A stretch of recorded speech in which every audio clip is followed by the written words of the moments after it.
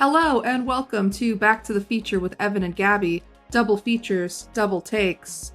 This is the podcast where we talk about two movies, one new, one older, what makes them a good pair, and how the history of films influences the present. I'm Evan. And I'm Gabby.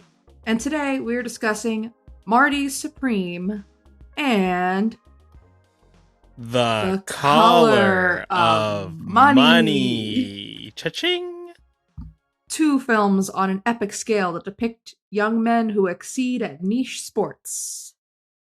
Oh, and exceed, they do. Succeed, not so much. Well, it's a new year. Happy New Year, Gabby. This is our first recording of 2026. It sure is. New year, new us, new Hollywood. Let's hope so. I mean, for better or for worse, you know? Succeed, exceed, Hollywood, prove us wrong. How were your holidays, Gabby? Pretty good. We stayed in LA and we enjoyed there not being as much traffic. But I will say, I think that it's a recession indicator that LA was still pretty crowded these holidays. It was like, I've been here before when it's completely empty for the holidays, like no one is here. And this year, it was not as empty as it usually is at this time of year. And I was like, you know what? I'm not the only one that can't afford to go home this year. And it rained a lot, right? There's a lot of rain or something like that. It did rain a lot. This was the LA rainy season. Yeah. And it was fun. I enjoy the rain.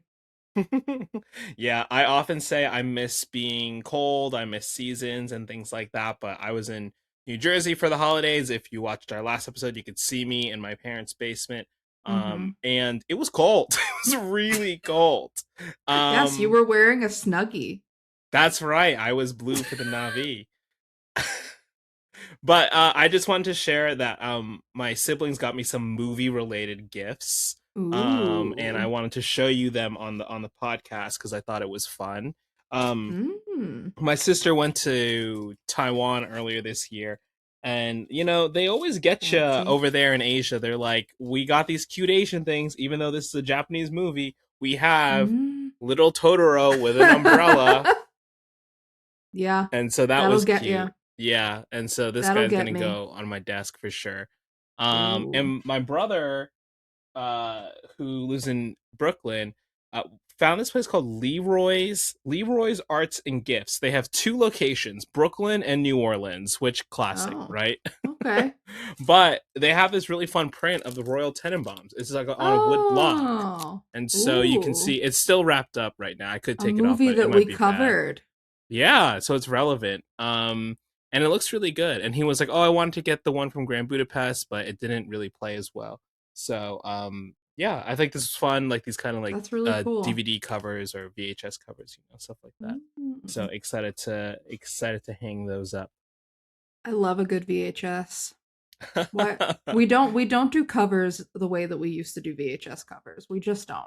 That's true. That's very true. Except for the Criterion covers, I did get a coveted Criterion this holiday season. Sold out everywhere in LA. Eyes Wide Shut in 4K. Wow, a movie I still haven't seen. Wow, but I watched Tom Cruise and Nicole Kidman in another film, Days of Thunder, on the plane today. I'm pretty sure that's where they met. That's the beginning of it all. That's what I was thinking. Yeah, you could tell. That's like the beginning of their love story, and Eyes Wide Shut is like the slow demise of their love story. You should watch them back to back, actually. That would be a really interesting double feature. That's the rewind to celebrate the 4K when it's back in stock. We're going to watch Eyes Wide Shut and Days of Thunder. You know, I don't think I've ever seen Days of Thunder. Perfect. This is going to be great. Yeah. That's awesome, though. In. I will say one of my least favorite Criterion covers is the Worst Person in the World cover. It's not great. I think it's otherwise, I love all their stuff. And I do want to watch the Worst Person in the World thing. So Criterion, if you're listening, this is no knock on it. It's just that I'm like, the film's so pretty, you know? You're just personally knocking that artist. You're like, wow, that artist you chose. I just think it's Fire. the fit was not good. I don't mind the style, but the fit, it just, I was like, Mm. let's do another one. Let's just Hot see. take, but that still did not stop me from purchasing it. I do Yeah. own it. You know what else I own that's really relevant for today's episode? What? Oh my god. We got him, folks. We got him.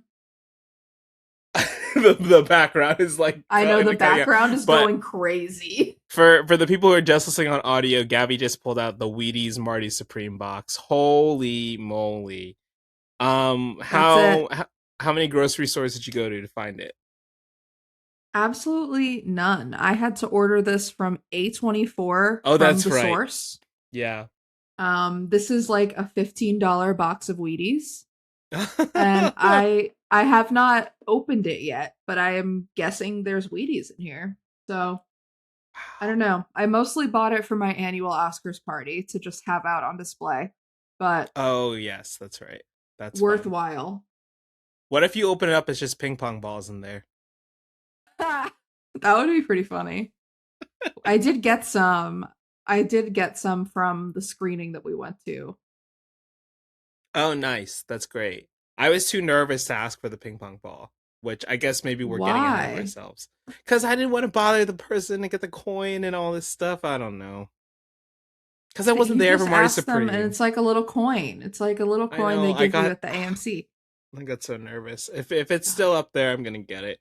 And if for some reason there's an AMC employee that recognizes me next time I'm there, and they're like, "Oh, I heard on the pod you didn't get a ping pong ball. Do you want one?" Hey, I'll take it, and we can take a selfie or I do whatever. feel like I do kind of feel like we should start pandering to the AMC 16 employees. Oh yeah, the I mean, we're transitioning into movie news a little bit. There was a report that went out of like the top grossing theaters in America, and the AMC theaters in Burbank, which are the ones that Gabby and I go to most often, are they combined all three of them. They call them the AMC Oh, Burbank mm, 30, and they're the highest grossing movie theaters as a collective the in AMC the Burbank United 30. I've States. absolutely never heard of that in my life. They made that I up for this know, press release. but They it made it up. works. Mm, but at That's least they yeah. included my beloved AMC 6, the one that's underground beneath the Barnes and Noble. I mean, yeah, the My AMC favorite. 30, if you've never been to LA and you just think it's one theater with 30 screens, it must It's be like, not. oh, it's not. Yeah. No. The It's underground so much theater. Oh, more chaotic than that. yeah. It's how I mean, like when we go to the theaters, because there's three theaters within a 1 mile radius of each other, people are often showing up at the wrong one. And when people show up and they're like, Always. wait, this is the wrong one, it's so sad. It's depressing. It's really like, oh man, you gotta Yeah. run. You gotta book it to the mall or to the underneath of Barnes and Noble to make your movie. Or you need to go through a really awkward, like shame-filled exchange process with the AMC Yeah. employee. And we say this, and it's happened to both Gabby and Oh, myself. it Gabby, has. Yeah. you told the story on the podcast where you were seeing a midday screening of one of the newer movies we covered, and I've definitely done it before. And I've showed up, and I'm like, oh no, I'm late, and like showing up I'm just in late. time for the last trailer. Last trailer, yeah. Sorry. What movies did you see over the break, Evan? Um, really, just Marty Supreme after Christmas Day, and then Uh, the last thing on my letterbox that I have logged will have been the Stranger Things finale, which I watched on New Oh, Year's Eve, which was brutal. interesting watch. Yeah, I too watched that on New Year's Eve instead of like going out to a party like a regular Nice, we did the person. same thing. Yeah. For some reason, like we went to a party and then we were like, "Do you want to go home?" And I was like, "Oh, That's I was so like, fun. we're in our 30s now. We're gonna Yeah. go home and have champagne alone." I over the break I saw it was just an accident. Oh, fun. Um, yeah, Oh, well, not fun, I but don't good to know if check it's it out. fun, but it was good to check out. Liked it a lot. Ending the ending of that movie. We don't do endings like that too much anymore. Worth a watch just for like an ending that really kind of is like made me yell at the screen like I was really angry.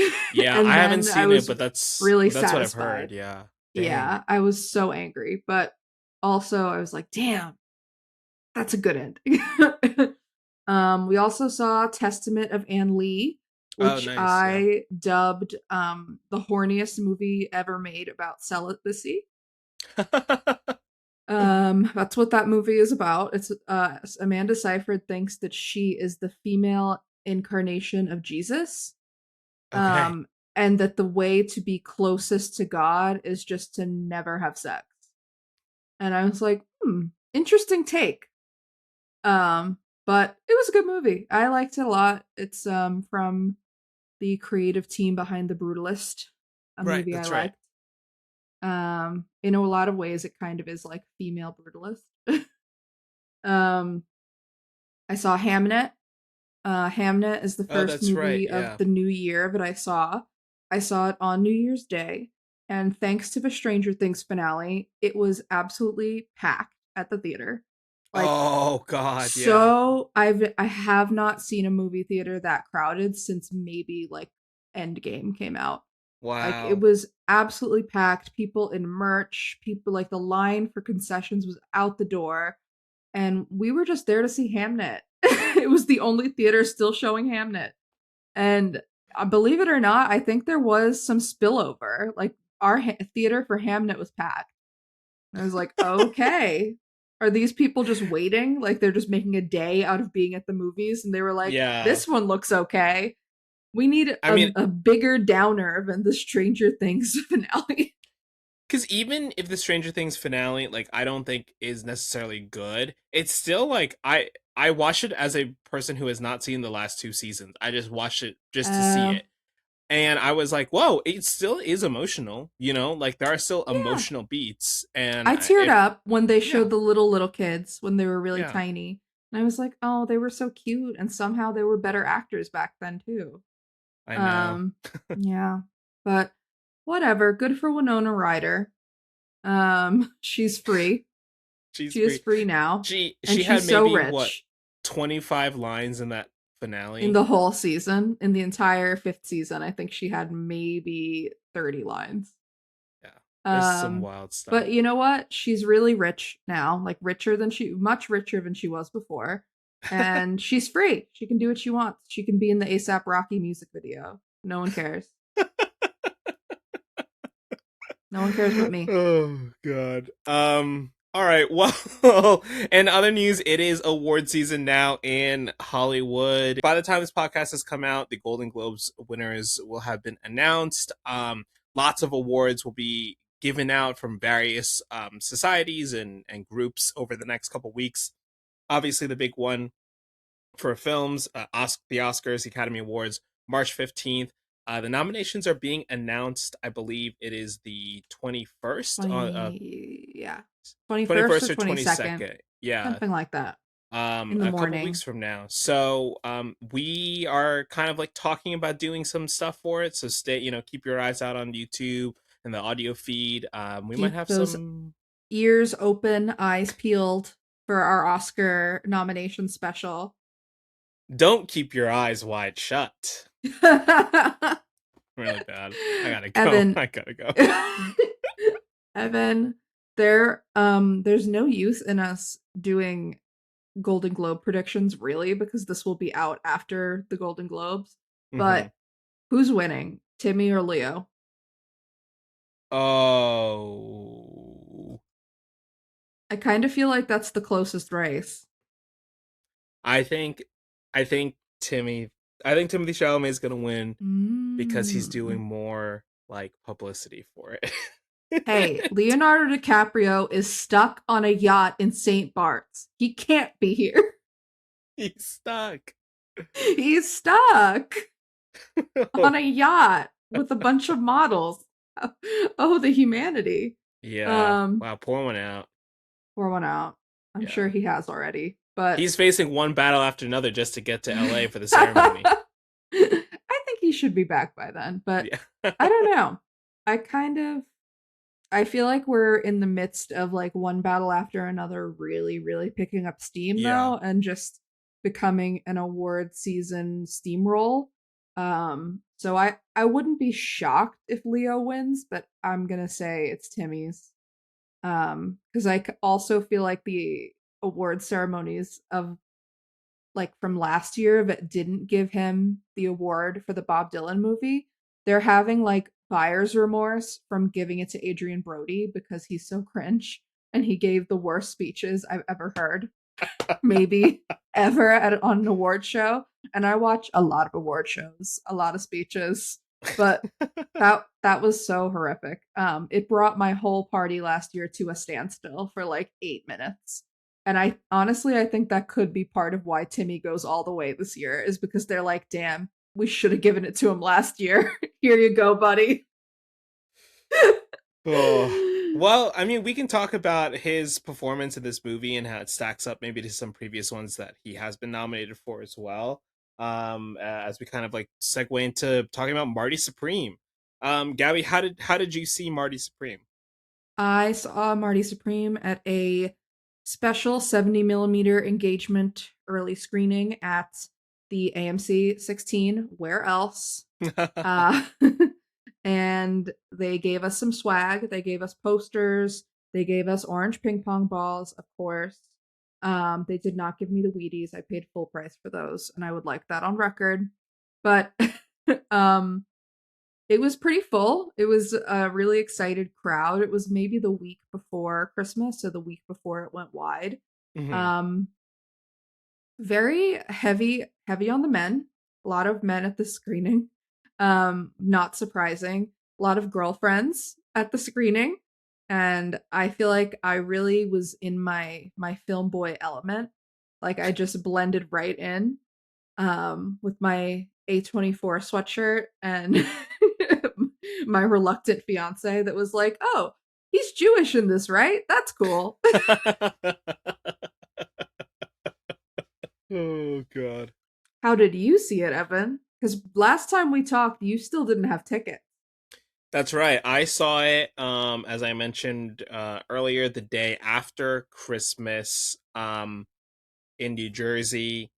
I went to the same theater where I saw The Smashing Machine, hoping to run into those four old ladies again in their movie club. But I think they were probably still, hungover from the Christmas festivities the day before.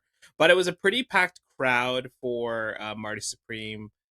It was a morning showing.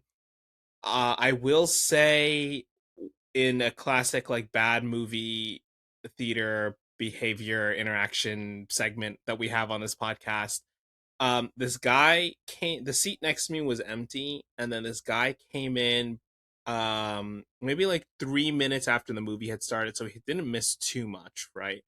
um and he sat down, and you could tell he was like running and he was late, he wanted to be there.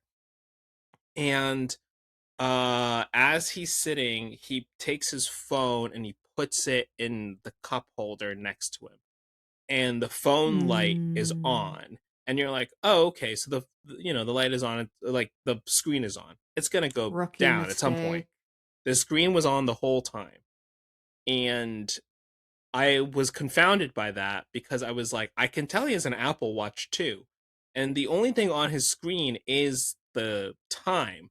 He's not like checking it for messages. If things are popping up, he's not taking the phone out and texting. He's just leaving the phone there. And as the Honestly, movie, that's worse. I would rather you yeah, be checking your phone than just like leave a light on the whole time. and as the movie is going, I hear this music.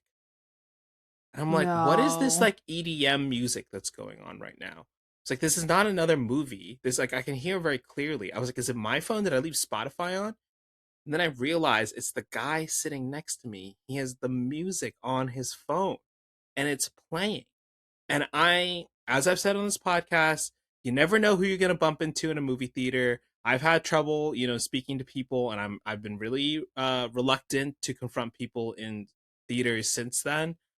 But this was like, oh my god, I've been looking forward to this movie. I need to be immersed into it because I know we're going to talk about it on the podcast. This is taking me out of it so hard. It went Yeah. 10, 15 minutes, it's still going on. I was like, how is this happening? And so finally, I had to look over to this guy and I was like, "Hey, is your phone playing music?" And he looked at me. He goes, "Oh, the phone, the light," as if he was ready to be like, "I'm not turning that off." And I was like, "No, no, no, no, As no." if like I know Yeah, already. 100%. That's what the reaction was. And I was like, "No, no, music." And I like had to say it, and he goes, "Oh," he picks up, he's like, "Oh, oh my God." He turned it off. He's like, "Oh, thanks, bro. Thank you so much. I didn't even realize." I was like, "It's fine. Stop talking to me." Shut the fuck up. Yeah. But I'm he watching proceeded Marty. to put the phone back and the light is still on. And he knows that it's potentially an issue. And then at some point, when Marty Supreme goes into darker moments in the movie, the light is there. And I was like, and I put my hand up like this because I was like, I can't see this anymore. Oh my god. Because sometimes he would block it with his arm and stuff like that. But then I was like, this is bright, and I'm doing. And then he saw me doing that, and then he finally took the phone, and I was like, Oh my god. how are people The so inconsiderate, like actively? You were in New Jersey. You were in Jersey, Evan. Yeah. They don't treat cinemas like they do out here. Different. uh, it was Those are a absolutely different brutal. kind of coastal elite out there.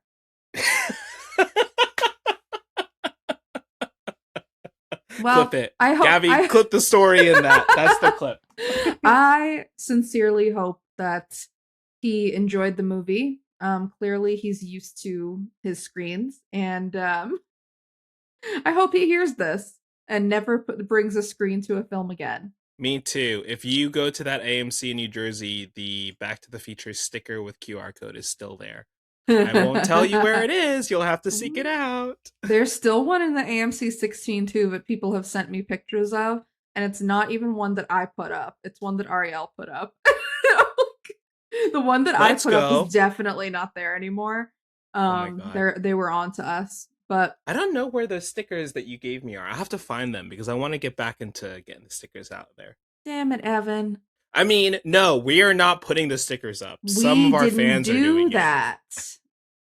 It's our fans, aka our friends that we force and our romantic partners who feel compelled. Oh, all right. Well, should we talk about Marty Supreme in earnest now? I can't wait. Let's do it. Marty Supreme, released December 19th, 2025, directed by Josh Safdie, written by Safdie and Ronald Bronstein, produced by Safdie, Bronstein, Eli Bush, Anthony Katagas, and Timothée Chalamet. Starring Timothée Chalamet, Gwyneth Paltrow, Odessa Azion, Kevin O'Leary, Tyler Okonoma, Abel Ferrara, Fran Drescher, and Koto Kawaguchi.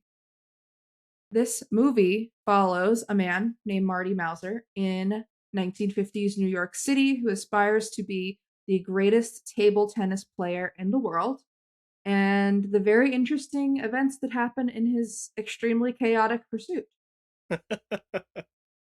Pretty straightforward. Sounds like a Safdie's movie, no? Yeah, I mean, again, this is my only second Safdie's movie, right? Like, I don't have Mm, Good Time or that's Uncut Gems. I true. only have The Smashing Machine and Benny Safdie's performances in Oppenheimer and Are You There, God? It's Me, Margaret. Hey, he slays in both of those. I think he's really good, actually, as an actor. Yeah, no, But he's great. can't wait to see him in the Odyssey as Agamemnon. Let's Can't wait. go. One thing before we get into some general thoughts too, I think a common thing that has come up about this movie when I've talked about it with friends is this movie based off a real person? And the answer is kind Loosely. of. It's very Loosely. loosely based off like a person and just related events in the table tennis world. Not all of these things Yeah. happened, and if they did happen, not all of it happened to this one man either. Yeah. Marty Mauser, not a real person. Yeah. But in the vein of like Lydia Tarr from Tar, Mm-hmm. a lot of people seem to think he's a real person. Uh, you know, Timmy brings him to life. Yeah, yeah. And there's a biography that Josh Safdie does cite of a specific table tennis player as well. Yes. And in the pictures he does kind of look like Timothée Chalamet. So I Oh get yeah. it. Why Marty people would think Reisman. that. Yeah. Marty Reisman. But I don't know. It's not a direct biopic. It's not Mm-hmm. one to one. To clear that up. And I think in some ways it makes the movie makes movies like this more interesting, right? I think overall Yeah. when you have a movie that is so the events in this movie are seem so far-fetched, you're like, wait, this can just be fictionalized, and the amount of the way the world is played feels so realistic. You're just like, you're in, you know. I think that's probably like my favorite thing about this movie is just I wasn't over the moon on it generally, but I did like it a lot. I don't love it yet, but I'm very excited to Mm, talk about this with you. Like I said, I do feel like the tone of this movie and the direction and perspective is just so great. It's just this like such a frenetic journey from start to finish, and all the performances are really fun, really great. The casting of all the side characters and main characters all works together really well. And it's just it's kind of like one battle after another, right? Marty just goes through one wild event back to back, and kind of. yeah. Yeah.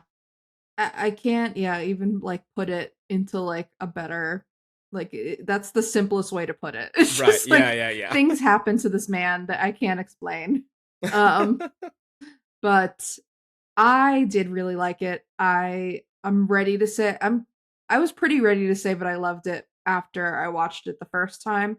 I do really still want to see it a second time to confirm my love for it, but I felt like so like obnoxious because I was like, "Oh, I like identify with Marty," which is a crazy thing to say because he's not the most likable person. Like he's very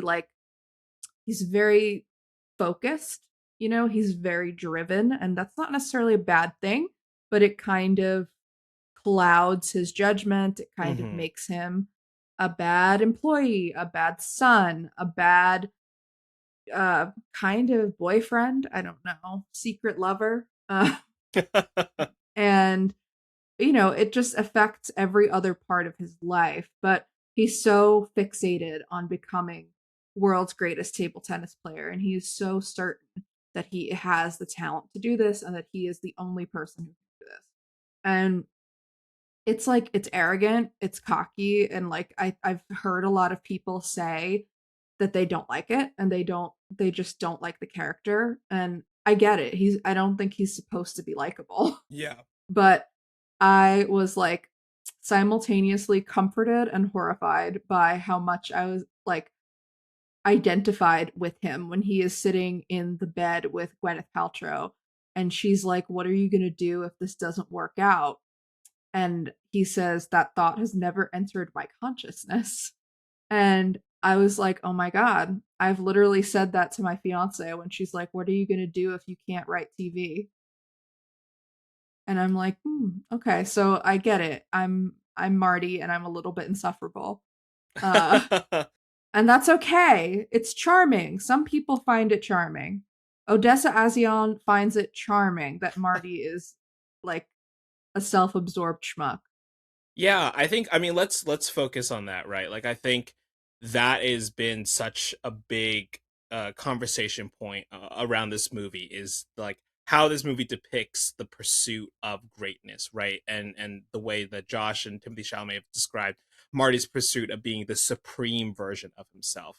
I think people like um myself and you, right, we both moved to LA with very big dreams of what our careers um could be and still can be, right? You know, never too Sure. late, never too late. Dream big. But dream big. And I think for people specifically you and I who are quite driven to, you know, achieve these things, I think that's where that kind of relatability kind of like fits in, right? I Yeah, definitely this think movie is relatable if you are delusional and, you know, hell bent on a certain goal, like me and you. which is 75% of Los Angeles, the city, Yeah. because it's transplants now. From New um, York. yeah, But And yeah, the jersey, I guess. and yeah, okay, okay. But anyone with big dreams, in a sense, right, doesn't have to be to be like a filmmaker or whatever, right? I think that's like, how do you let that guide your life? And in Marty's case, we see him kind of working on these angles, and like you said, it affects different areas of his life because it clouds his kind of like morality and like integrity as being like a good person if he ever was one. But we know that he cares about people. He cares about Odessa Azion's character. I'm blanking I on have her to name find at the her moment. name. Yeah, want to get it Um, here as Rachel, because they Rachel. grew up together. And he deeply cares about her, and you can tell that he does care about people in his life. But then, because he needs to achieve this goal, it makes him choose very uh makes him act poorly, I think. Yeah. He's extremely selective in the way that Hmm. he approaches things, in that he is selecting what is best for him and him alone. But Yeah. he's also supposed to be 23 years old. He's supposed to be, he's playing younger. Timothée Chalamet is our age about. He's Hmm. playing younger. I think that we are supposed to chalk some of it up to like he's young and stupid. Like I think that that's kind of, or like he's young and narrow-minded, or like he Hmm. does.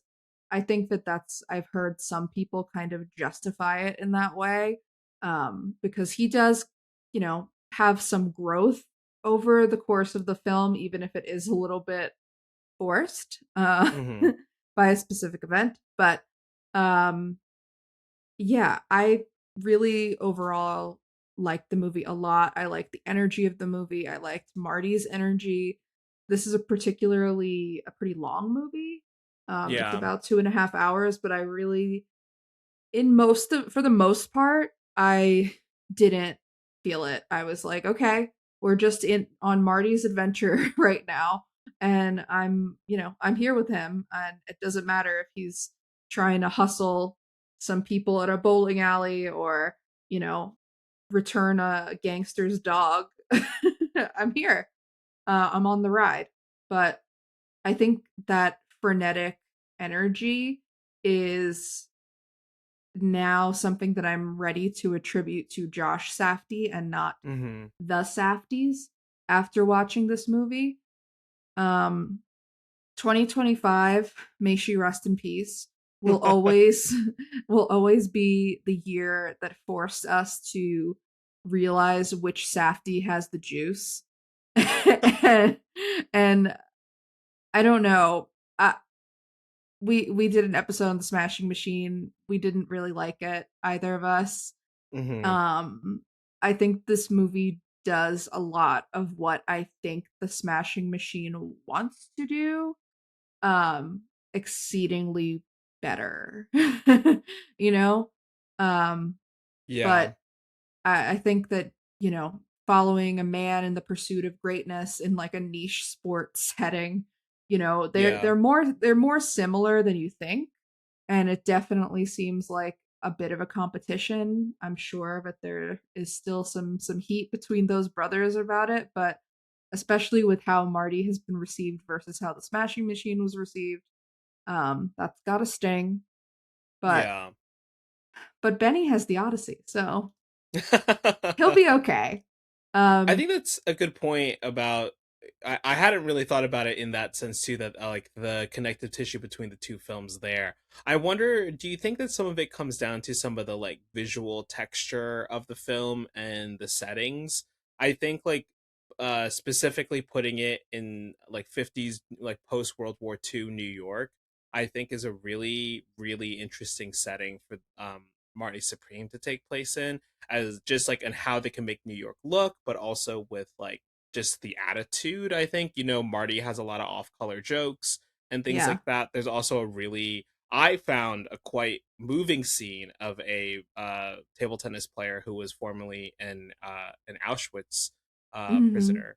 Yeah. People were like, "Is this scene supposed to be funny?" I'm like, "No, No, this scene it's is about supposed to be Auschwitz.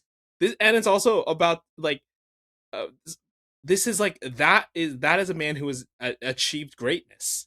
Yeah, Like no, that is what greatness looks like. it's also like to remind you that we are in post World War II era Mm-hmm. here, like freshly off World War II, Yeah. and that these things happened like recently to these characters. This was not like somebody sitting at a table and telling you that this happened 70 years ago. You know, Yeah. this this was fresh for this guy. Some people in my theater did laugh, and I felt like it was like a very uncomfortable, like should Yeah. I be laughing moment. But it was pretty clear to me that we should not laugh at that.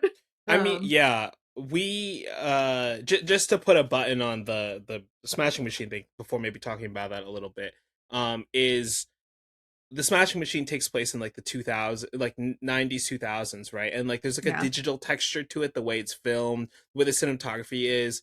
And also I think something that Marty Supreme does really well is it makes the stakes of table tennis or ping pong, right, feel really large. And in the Smashing Machine, I felt like maybe I don't remember a lot of the fighting, but some of those were some of the best because there's moments not a lot of also. fighting. Yeah. I guess um, there isn't a lot of ping pong in this either, but they feel like really heavy moments when they happen, and that yeah, is maybe a an interesting distinction between the two films there. yeah. No, I agree. I mean, I think that visually there are some really key differences that I noticed, but the biggest difference I noticed was just like the energy and the pacing of the films. Mhm. You know, like I think Smashing Machine is about the same length as this movie, also, but God, did Smashing Machine feel like I was there for 5 days. Yeah. You know, Yeah. so this to me felt much more on the wavelength of Uncut Gems and Good Time, where it's like there's an anxious energy. You know, you're Mhm. nervous for him. You're nervous that something horrible is going to happen when that guy says, "Take my dog to the vet," and he said, and Marty says, "No, we're gonna Yeah. keep him here and go do what we have to do." I'm like, oh man, what is he gonna do to this dog of a clearly shady man?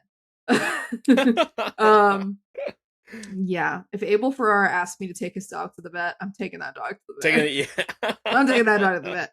Um, but Oh man. But yeah, I meant more energy wise. Yes, definitely. Definitely. But yeah, I wanted to return to that honey scene, the character as Bela, who Marty and Bela later go on a tour with the Harlem Globetrotters They around the sure do. world playing ping pong.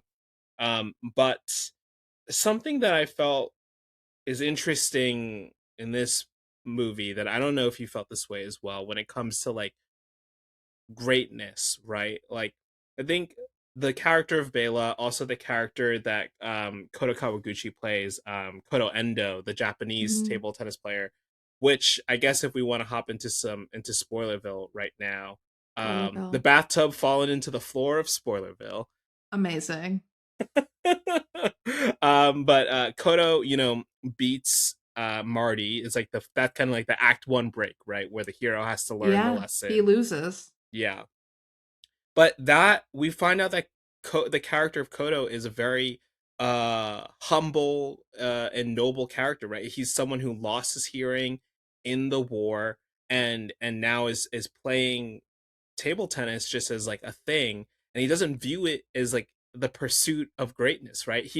But now No. he is the number one person in the world, but it's very humbling because he's like, what's more important to me is that I still serve my country, which was part of the wrong side of the war and has undergone Yeah. unspeakable tragedies, Hmm. and seeing the Japanese audience later in the film rally behind him Yep. while Marty and him face off in that auditorium is I was like, oh my, like he in this movie, Marty is confronted with different people who have achieved success. And I think it's interesting that he has these reflections of what success can look like, and then we are also given the ending of this movie. I don't know. Does that make sense? Yeah.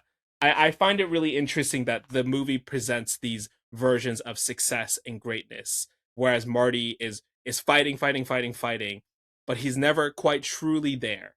Even when he finally beats No. Endo, he's not quite truly there. No, because I think that he like what the movie is trying to communicate to us is that Marty is obsessed with the idea of greatness and the Mm-hmm. idea of being this symbol of success and the idea of proving to everyone that he's Mm-hmm. right about his own greatness, that this is his calling, that he doesn't need to be a shoe salesman at his uncle's store. I think that it's communicating that is how single-minded he is, that he is not able to see other people's success, or he's not able to recognize that as success, because he disrespects these characters that have achieved Mm-hmm. great things, like straight up, like the Kevin Yeah. O'Leary character, who um has I don't think has ever acted before, but honestly thought he was a hoot in this. He's Yeah. he's one of the sharks from Shark Tank. um and he plays like the CEO of a pen company, like Yeah. an old like ink and pen company. And he makes fun of it. Like Marty makes fun of it, and then he fucks his wife. Yeah. He's like, I don't care what you've achieved. I'm better than you. And it's like, on what grounds? And he's like, just am. So I think we're supposed to take away that like he is so like self-deluded that he Mm-hmm. cannot even see these other people's success as Yeah, as success. because it's only his vision of it, right? And the Yeah, person who most closely aligns with that vision is Gwyneth Paltrow's character, right? Kay. she is. And what is happening to her is that, she is introduced to us as essentially like the first thing that describes her is like somebody looks across the hotel lobby and says, "Oh, she used to be famous." Or like she Mm-hmm. used to be a big movie star. And so she's introduced to us as kind of washed up and kind of like a has been. So, like, part of why Marty wants to sleep with her is because she was a movie star. Like, he's pretty brazen about that. But what Yeah. happens to her later on in the film is that she, her greatness, you know, her approach that was similar to his at one point got her no place really. Like she's pretty miserable. She's married to somebody she doesn't love. She's, only acting because he's like bankrolling a play for her to be in. She Mm-hmm. hasn't achieved what she wanted to in that sense either. Yeah, and the scene that they share when he visits her at the play looking for her husband is really interesting because like we see shout out Fred Hetchinger who's just like Oh in my the god, movie for a yeah. little bit, For but he's like that's not how you would do it. Like if you really wanted to go for it you would do it like this, and she's so clearly inspired by that passion, and like the thing that links them right is this like delusion that it's all going to yeah. work out, and Mhm. that if you just want it bad enough you'll It's going to you'll get it. happen. Yeah. Yeah. That people will see how bad you want it and people will recognize how great you are because you are undeniable in that Yeah. way. Or, they think they're undeniable in that way. And then Kay's play gets bad reviews. Yeah, but that is absolutely, you're right. What binds them together, they're a very unlikely pairing at first. Hmm. It's kind of like, why is he pursuing this former movie star, Yeah. this 23-year-old ping pong player with a unibrow and acne scars. Shout out to that makeup department. Really convincing. Yeah, But I read that Gwyneth Paltrow thought it was real. And she was like, hey, you should consider getting it removed. That's so funny. She probably got him some Goop essentials. Yeah, It was like, probably. Yeah, Timmy, try this. gifted it Uh, in the wrap gift. hey, Timmy, I've got a face wash that's going to change your life. I do just want to talk about the other kind of like romantic pairing then in Marty's life, right? With Rachel, his childhood friend. We the first His ride or way die. yeah, we meet them by her kind of pulling one over, his coworker. Yeah. And then the opening credits had me rolling, dude. I The was the I sperm, was laughing so hard. That was just a biology lesson in itself right so there. funny. And it's And it's explicit. It's like it's yeah. very like like she's pregnant now. Like it's clearly his. So, Yeah. it happens within the first like 4 minutes of this movie, and Yeah. it's great.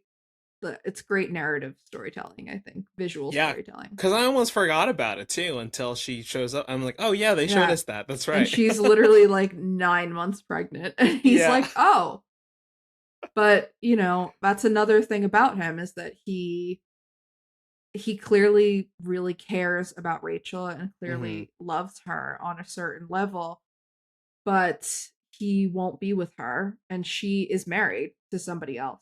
A man named Ira, who is the least Ira looking man I've ever seen on screen. Oh my God, what's his name? Emery I Cohen. Yeah, I was like, Wow, his name dude, is Emery not Cohen. Ira. Come on. Oh my god. I was like, that's not an Ira. I'm sorry. Put Ira Yeah. Glass in here right now. That's an Ira.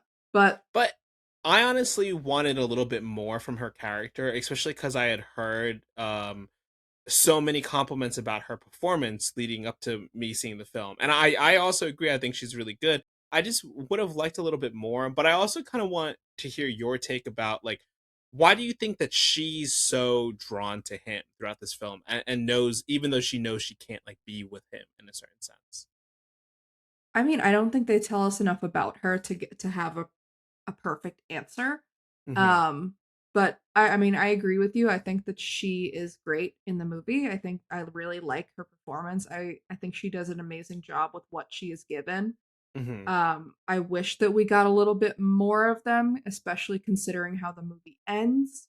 Yeah. But to me, I read it as that she is his ride or die, and she kind of always has been from childhood. Like, and that she believes in him, and that he, no matter how crazy it sounds, like there isn't really a point in this movie where there's one point where she kind of loses it, when Yeah. they're not going to have like a place to stay for the night or something. And understandable, I would be pissed if, even if I was 2 months pregnant, but she's about to pop and she's like, I don't have a bed tonight. um I think that Marty is extremely attracted to having that person in his life that really believes in him. And I think that Yeah. I think that everybody else in his life really doubts him. Mm-hmm. And she is so like team Marty that she like is almost bamboozled and like injured by a mafia man for Oh my him, God. Yeah. which was an incredibly like heart-wrenching, like I was nervous. Yeah.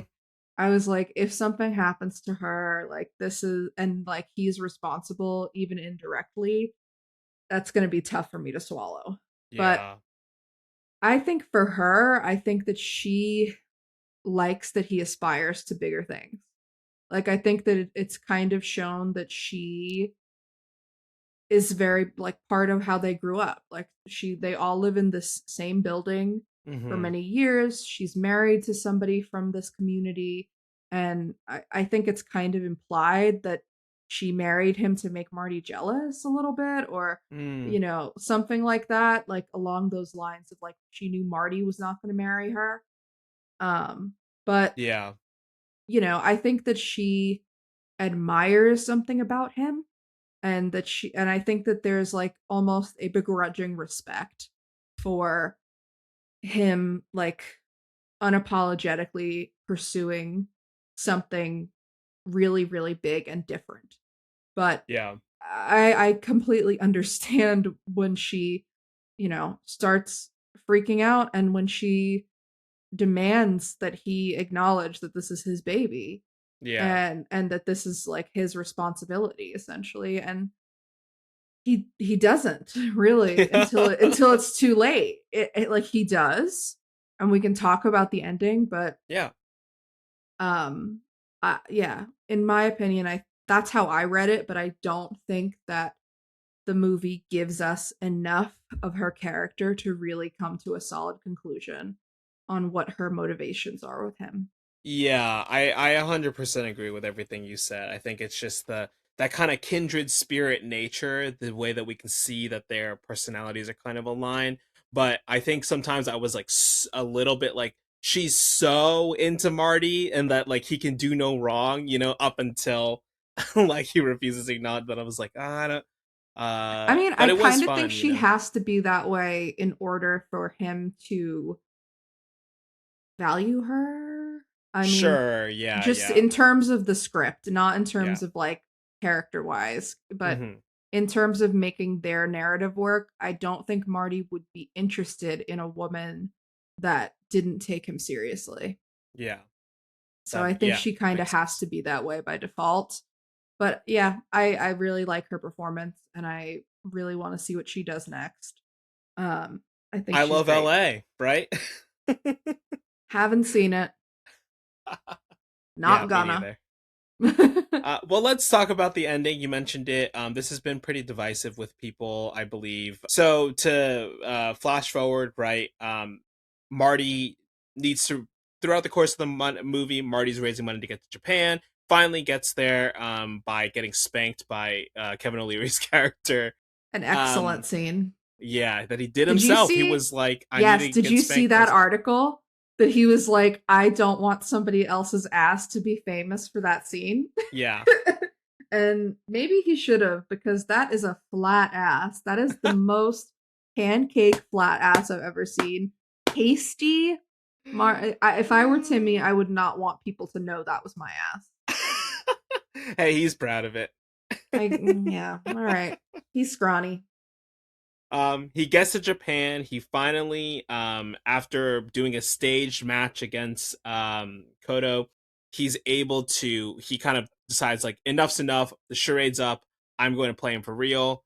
He manages to beat Kodo in a crazy scene, Mm-hmm. and uh, do we want to talk about the vampire thing at all? I love the vampire thing. I kind of that's my biggest critique of this movie that I gave 5 stars on Letterboxd. If I could do a critique, honestly, I wanted more of that humor. I wanted more like weird Kevin O'Leary being like, I'm a vampire and I've been alive for hundreds of years and I've met 10,000 Marty Mousers and they all suck or like they Yeah. all die, they never get what they want. Um, I loved it. Yeah. I was rolling.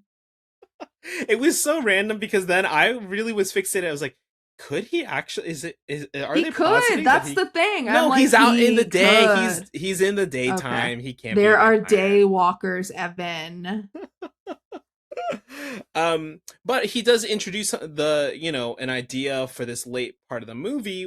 Really, the last 15 minutes was like you'll never be happy once you get it, once you achieve it. Right? He Right. physically says that.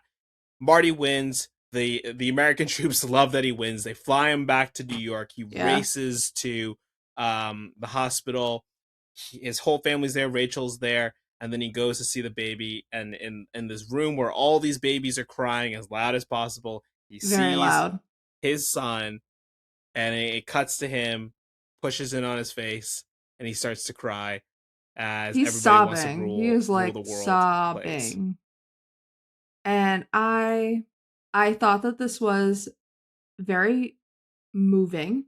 I love the needle drops in this movie. Mm-hmm. Yeah. I also, I kind of loved it because I felt like it was a perfect encapsulation of like what it means to realize that you're too late or Mm.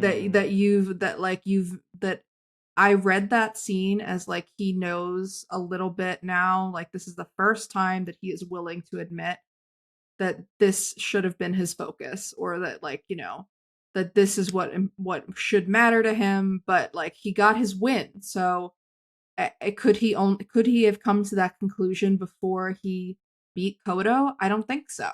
Like I think that he needed to get a win in order to get to that place, even if he's not like the number one ping pong player.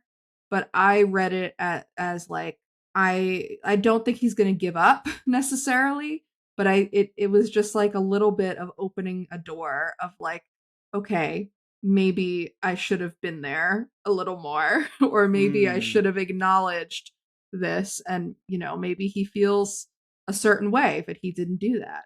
We don't see a father figure in this movie for Marty. That's true.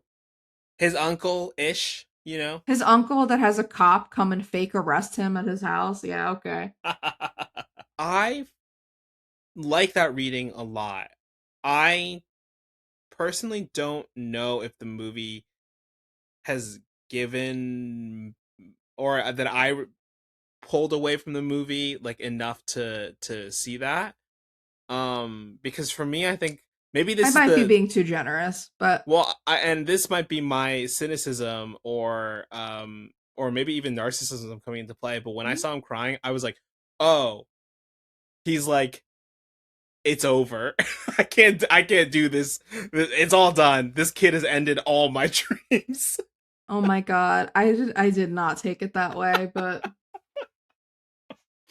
Because I think sometimes from I think what we can both agree on is that this is now a life altering event for this character, right? And yeah, he in this moment he is really recognizing that fact that this is now has right. permanently changed the trajectory of his life. His life is never going to be the same. He's not going to be able to even, go out with the Harlem Globetrotters around the world or anything like that if he wants to Yeah. be in this kid's life and be there for Rachel. And um yeah, I mean, I could see why you would view it that way. I did immediately Google after the movie if Josh Safdie has children. Which um he does, right? Yeah. yes, he has two children. But I also read it a little bit as maybe this is just like it's been described to me. I don't have children. I have a dog. But it's been described to me as like a woman kind of goes through 9 months of like becoming a mother, like, Mm. growing a child, like feeling very close to this person that she's creating.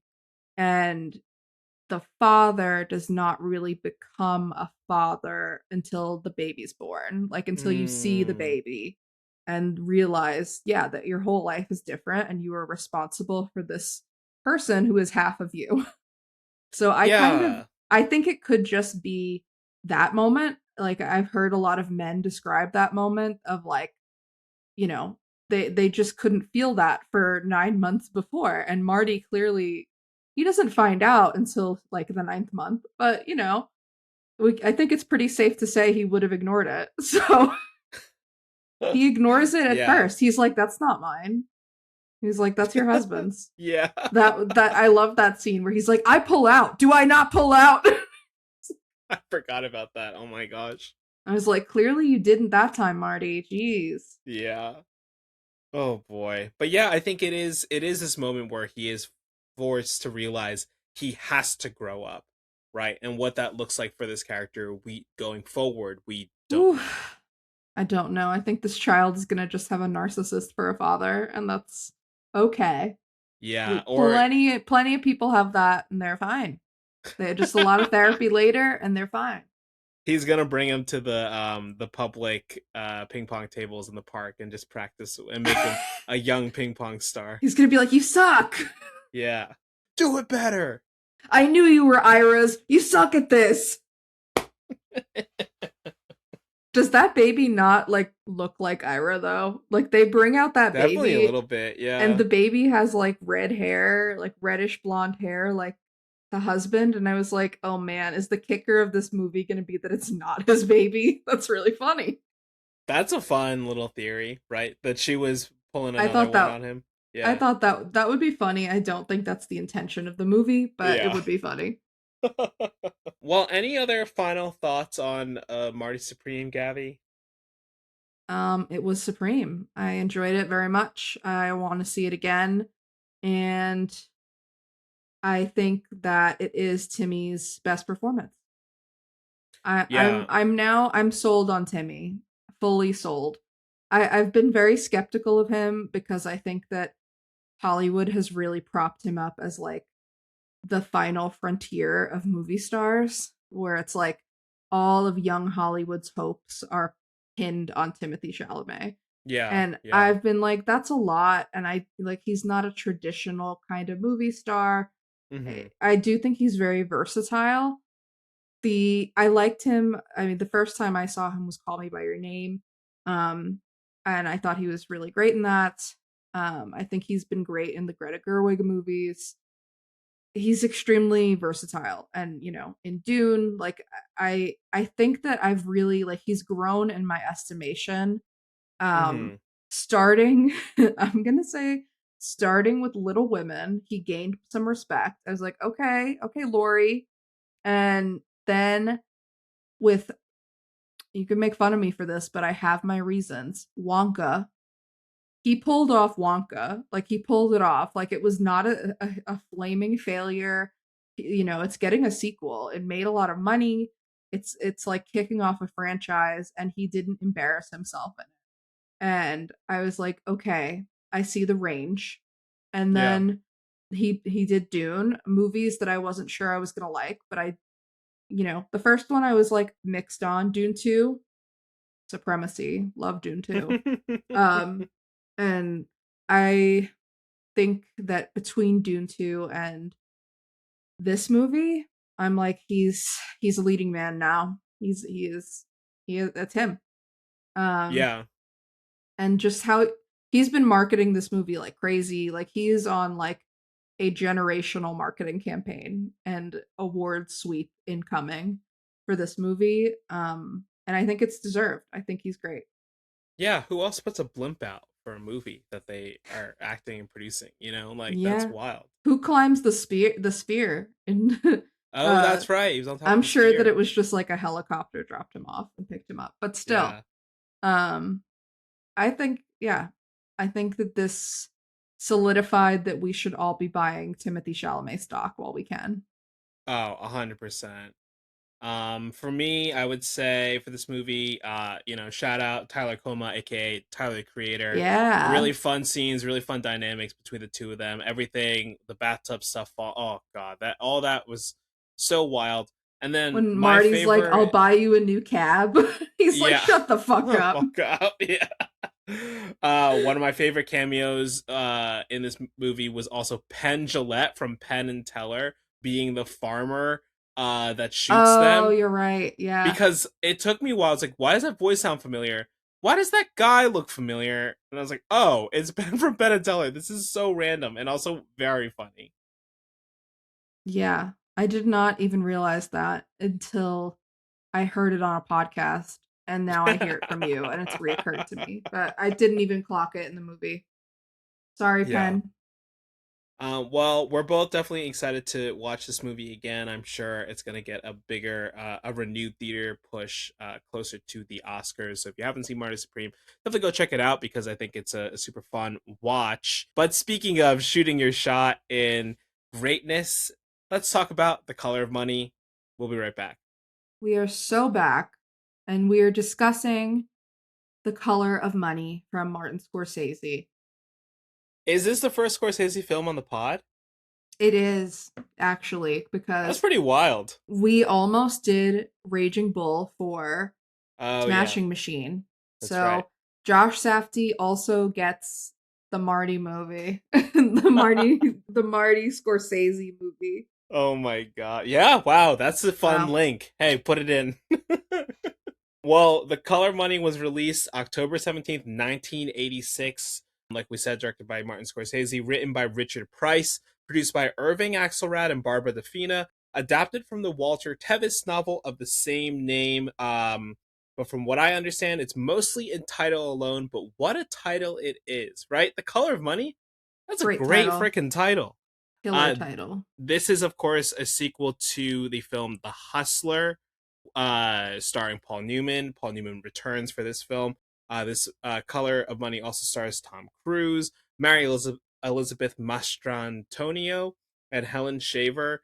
And it's always fun to watch older movies and see known actors in smaller roles like John Turturro and Forrest Whitaker both pop up in this one. Really, really fun stuff. They're both great characters in this. The Color of Money was nominated for 4 Academy Awards.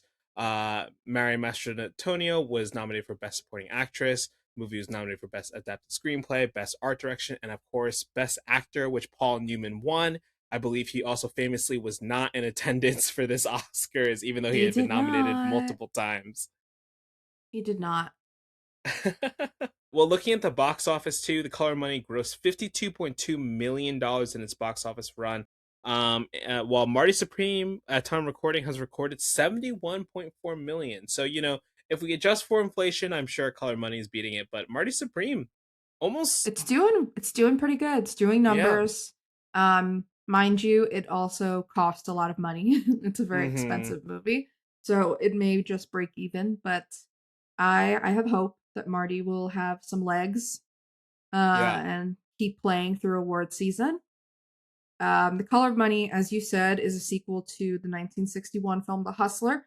And after 20 years, Fast Eddie Felson has transitioned from pool halls to being a liquor salesman until stumbling upon Vincent Loria and his girlfriend Carmen.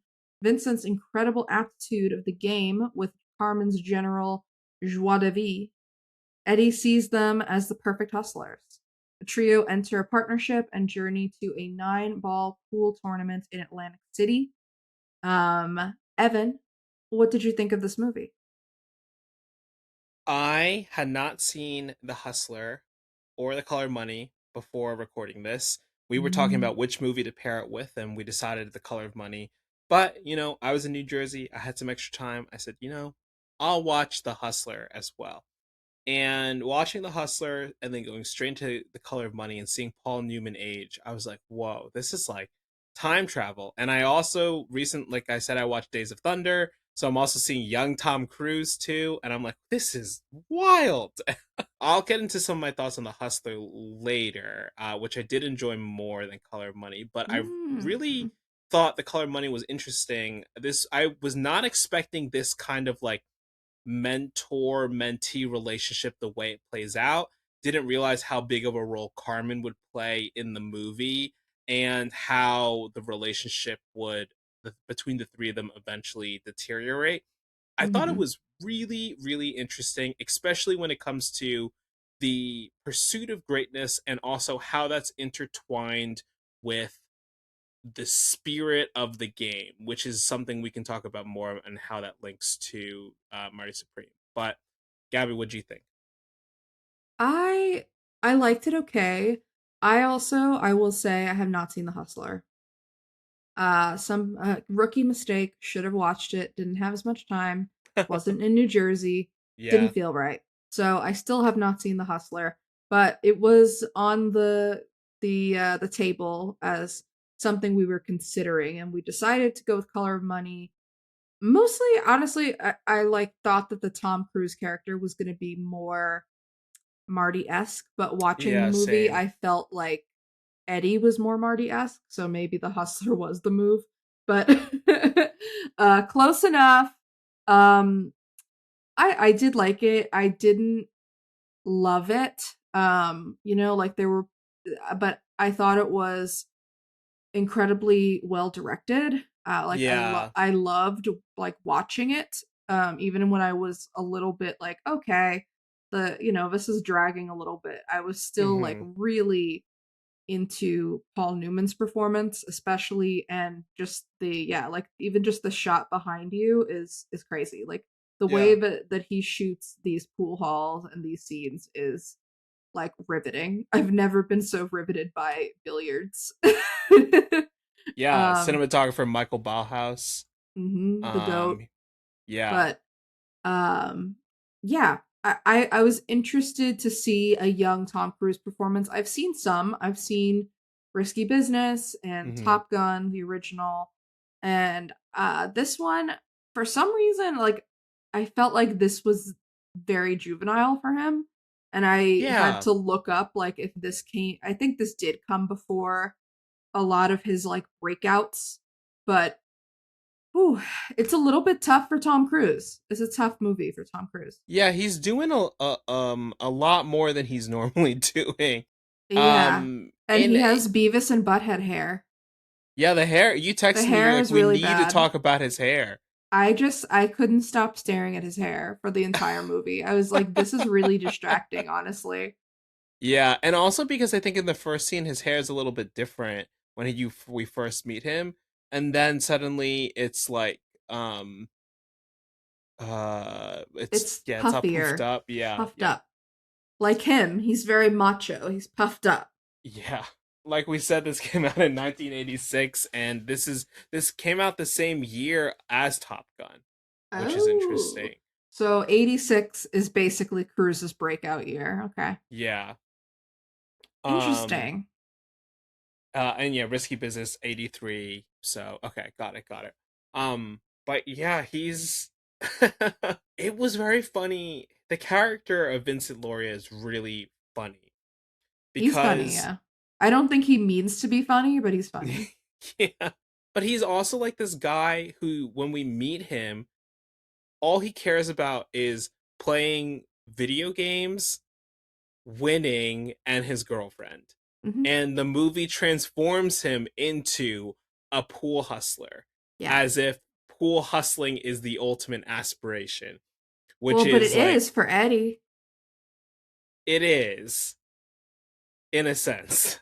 When we meet Fast Eddie Felson in The Hustler, the previous film, he is already a grade A hustler. And people have heard about Fast Eddie Felson, and he arrives in Chicago because he wants to challenge one of the greats, Minnesota Fats. And the movie starts out with Minnesota Fats and Fast Eddie Felson. They play 25 hours of pool In a row? and in a row. And they don't play the game that's in Color Money, which is 9 ball. They play straight pool, which is different rules. And what they do is they bet money, but they're not hustling anymore because he's not trying to win one over on Fats. They're just playing at the best of his game. And so it's Okay. interesting to see the journey of what happens to Eddie. And I won't spoil The Hustler, but I will say, we pick up the Color Money. Eddie hasn't played pool professionally or even likely at all in a long Uh-uh. time, and he has good reason not to. When he meets Vincent and he sees his natural aptitude for this game, and he sees something in Carmen, and he's like, I can teach them how to be hustlers, and we can all make a lot of money. And he returns to that, but over the course of The Color of Money, spoilers, we see that he's actually gravitating towards finding the spirit of the game again. Right. It's more about it's more about him than it is about Tom Cruise, and Mm-hmm. it's less about them being a team in the end than it is about him finding his way back to his purpose, which is to be the best, to Yeah, win. and finding love for the game as opposed to, we spend so much time in this movie, and I agree with what you said earlier. There are like some pacing issues with it, um, of him trying to teach Vincent how to lose so you Right. can hustle. But Yeah. then And Tom when Cruise is like, I don't get it. I'm like, yeah, but when we what finally don't you get get, my guy? to a legal competition, Eddie actually thinks that they're playing at the top of their game, and he finds out later that Vincent wasn't, No. And then he's like, I want your best game.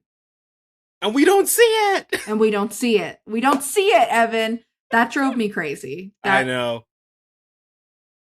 I was yeah. really upset about that. Yeah, I really wanted to see it. But I do think that the point is that Eddie gets to that place by the end of the movie where he can say, I want your best game. And, Yeah. like he wouldn't have said that at the beginning of the movie. He wouldn't have tried to play it all. Um, so I do think it's more about him finding himself as a player again than it is about him, you know, flashing with this new great talent, Hmm. because we don't really see them play at the top of their ability ever. Yeah, I think it's interesting to look at this film and then look at Marty Supreme as well, because like, I'd love to see it again and see how much, like, does Marty really love the game of ping pong, right? Does he really love the game of table tennis, or does he love the idea that he can be great at table tennis? And then I it's don't know. where is that distinction between like just being, with Eddie, it's like I can make a lot of money or I can be great. They're not always hand in Yeah, hand, right? Because you might have to present yourself as a loser. I think a common right. refrain in both movies is sometimes when you lose, you win. And that idea is reflected in both The Hustler and or maybe the opposite of it, as well as The Color of Money. In Marty Supreme, there's no losing for Marty. He has to win. No. Even when he loses, he's like, actually, this is good for me. Yeah. No. But it's actually not. it's not. I think the best scene in The Color of Money is the Forest Whitaker scene. Yes. It's when Eddie gets hustled, and when Mm-hmm. Eddie realizes that he has been hustled, and that someone was able to hustle him, but like, Mm-hmm. he thinks that he is the best, like that he is the best at hustling people. Like, how Yeah. could he fall for this? And And also, by that point in the night, it's almost as if he's just playing for the fun of the game again, too. Like, he yeah, just walks he is into a playing. place. Mm-hmm. Mm-hmm. But that scene really, I found that the most, I don't even want to say emotionally riveting, but just like I was the most invested in that scene. Yeah. And I thought that that Paul Newman's performance from that point in the film on, I mean, he's great in this movie. He's Paul Newman, but Mm-hmm. has a man ever looked better at that age than Paul Newman? No. No. But um it must have been weird to watch them back to back and be like, "Oh, he's aged, but damn." Yeah. And Because he yeah, sounds different, too. Like, yeah. because I just watched Butch Well, Cassidy again recently, as well as Cool Hand Luke. And he always has these kind of like mini mannerisms things he does. He's like always really quick, he can do these things. And you just get older, right? And you just, you speak differently, you're not doing stuff. But things then change. when you see I'm like, but it's still him, and he's still doing. And he's I mean, still got even it. the last He's line of the still film, he got it. goes, "I'm back." You're like, Yeah. "Oh man, let's go." And I'm like, "Show me, show me." And Yeah. Martin Scorsese's like, "Nah." Nah. He's like, "I showed you already." Okay, fine. Fine, Marty. But um yeah, I think from that point on in the movie, I'm much more interested in Eddie's journey and like Hmm. his, kind of like from mid act 2 on. I'm much more interested in him than I was in him trying to make a great hustling team with Vincent. Because I think that Vincent just doesn't, like, part of it is that he doesn't respect the game, and he doesn't Hmm. respect that that you might have to lose, or that you might have to, play multiple rounds. Like, he just is a showboat, and he Yeah. wants to show everyone that he is the best. So I do think that he has some Marty qualities for sure, 100%. Yeah. but he's not as smart as Marty. And if it was up to Vincent, he'd want to be the number one at that arcade game. Oh Like my god, like yeah. at the beginning, he was like, "This is just Yeah. sticks." What is he Yeah. playing? Like Space Invaders or something? Like, Yeah, something and like that. It's like called and like Scolder or something. I don't know. his incredibly hot girlfriend is just like, wow. She is so attractive. It's crazy. And It's also, it does crazy. the classic 80s movie thing where it's like, "Oh, and she's fully nude in the mirror." Okay. Uh-huh, I felt really disrespectful watching that, but I was like, I have to enjoy something in this movie. Thank you, Marty. Um, I was I kind of waiting for her to get with Paul Newman. I know. I was gonna say I like was like, there's a lot of really interesting sexual tension between the two of them. Obviously, Paul that's what I Newman. would have done if I was her and my choices were older Paul Newman and young Tom Cruise. Me and Paul Newman would be driving away in that Cadillac. Goodbye. Yeah, because there's that scene where he gets so mad at the two of them pretending to be a couple in the bar, and Yeah. I was like, I thought Uh, that would go somewhere else. Yeah, Tom Cruise gets all macho and is like, "Your hands were all over her, man." And Yeah. he's like really worked up, and you could tell that he's like 5'3" in that scene, like, Yeah. because he's really like trying to puff it up. And I was like, man, no disrespect to Tom Cruise, great movie star of ours, but you're not Paul Newman. The choice is simple. Yeah, it's funny to see. It also like him spinning the pool cue all the time was Oh just my like, god. this is so Yeah, he's a classic Tom showboat. Cruise. Yeah. And I mean, there's just certain things that Tom Cruise, like in every role of his, is like incredibly awkward doing. And part of it is like I feel like romantic chemistry is like not a natural thing for him. Yeah.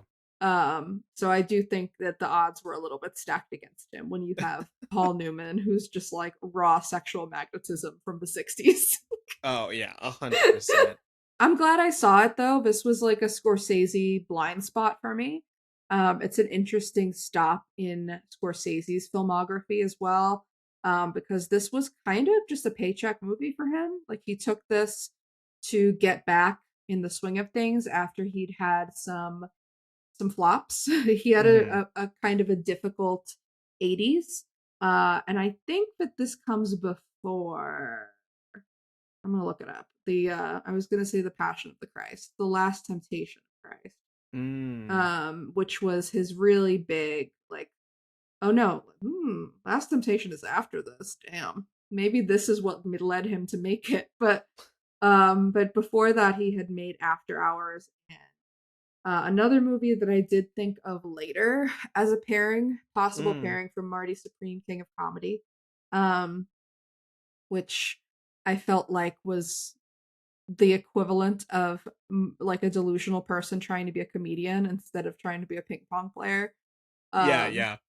but yeah, that's a movie I like a lot more. But but yeah, Marty had a rough 80s. Those movies didn't really make a lot of money. He needed to get back in Hollywood's good graces, needed to have a movie that's turned a profit. So he took Mm-hmm. this kind of for hire. And you could never tell because it looks so good. Yeah, I mean, it's another great, collaboration too with him and his editor, right, Thelma Schumacher. Just like, Thelma. just the way the pool stuff is shot and cut, and the way the camera moves is really great, honestly. Should Um, I name my daughter after Thelma? oh, Maybe. maybe, yeah, Not Thelma and Louise, Thelma Schoonmaker. yeah, I'll have to explain that to everyone. yeah. And they'll be like, "Who?" Um, read a book. See a movie. I will say, as we kind of like talk about alt pairings too, like the Hustler, I feel like there's a very similar character emotional arc of like initial loss into like how they build back, and then like what the how the final moments then like change the course of their life. Um because it is, I think it is very similarly when Fast Eddie is a lot younger, he is trying to be the greatest, and at that current time, at least in Chicago, Minnesota Fats was the greatest. Who plays Minnesota Fats? Does he look like Paul Newman? uh I think No. it's Don Gleason, is that the name? Who? They asked him if he Of the wanted to come. Gleasons? They asked him if he wanted to come back for this movie, and he ultimately said no because they it felt like the character was added as an aftermath, I think was the Oh, quote. okay. Whereas the actual book, The Color of Money, like him, Fast Eddie and Minnesota Fats do a Marty and Marty Coco? and Bela. Oh, They go Bela. on a like tour around the country like Oh, playing games, and they okay. like That's make kind of money with fun. it. Yeah. Um where is it? Hold on. I Yeah, just want to Jackie see. Gleason. Okay. Yeah, Jackie Gleason. Um so yeah, I also like, when we're thinking about like other movies of like characters in pursuit of greatness at great detriment to themselves, like Whiplash, another great example. Love More Whiplash. recent, of course, but that movie, I think, similarly, where you're like that, I relate to this. I mean, I was still doing a lot of music stuff when Whiplash came out, and I was like, oh my god, that's me. Like that's That literally movie me. fucks. I love that Yeah. movie. I It's love a great Damien one. Chazelle. Let him out of director jail. I implore you. Well, he's making a movie about a jail, so He is. I appreciate that from him. That he's yeah. like, yeah, I'm in director jail now, so I'll make a prison movie. Um, I liked Babylon. I'll say it loud and Yeah, well, proud. I'll give it a rewatch. Um, I will. I'll make us pair something with Babylon one day. oh Love that gosh. movie. Yeah, once the oh yeah, now it's a new year. A whole another year of movies have opened up to us in our That's imaginary rules. right. Yes, the rules that we made up that we could break 2020, at any time, but we yeah. won't do it because we 2021 unlocked. unlock. When did Babylon come out? 2022? I think so. Yep, 2022. Yeah. So next year, Babylon is on the table. Also, I thought of Boogie Nights too. You know, I feel like Yeah. that's a very similar main character energy. Yes, Yeah. I love Boogie Nights.